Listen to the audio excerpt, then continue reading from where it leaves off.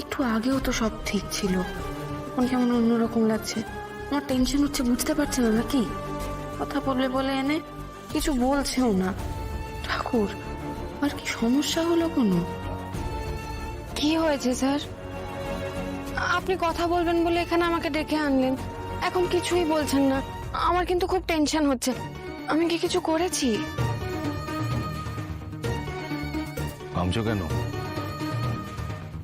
কামছো কেন? না, আপনি ওরকম তাকিয়ে আছেন, কিরম গম্ভীর। আমার অস্বস্তি হচ্ছে। বলুন না, কি হয়েছে?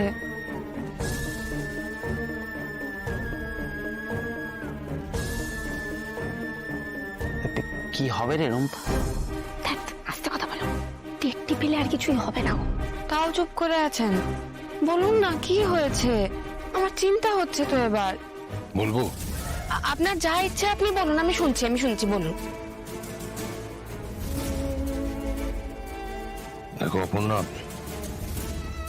আমার একটা পরিবার আছে, আর আমার পরিবারকে এইভাবে আমি কোনোদিন কাছে পাইনি।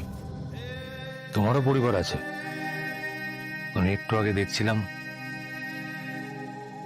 তোমাদের পরিবারে একে অপরকে তোমরা কি সুন্দরভাবে আগলে রাখো, ভালোবাসা দিয়ে আঁকড়ে রাখো। আর আমি মনে করি এখন ওই পরিবারটা আমারও পরিবার।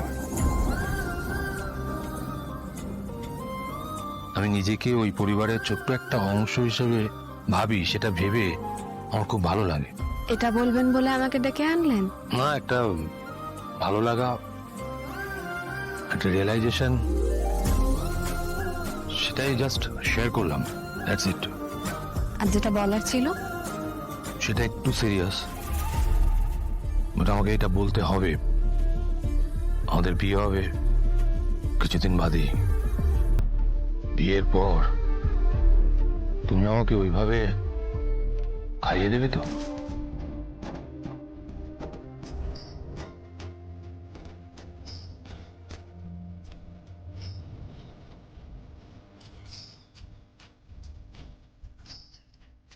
কিন্তু সিরিয়াস কোয়েশ্চেন অপর্ণা, তুমি খাইয়ে দেবে তো নিজে হাতে? ধ্যাৎ,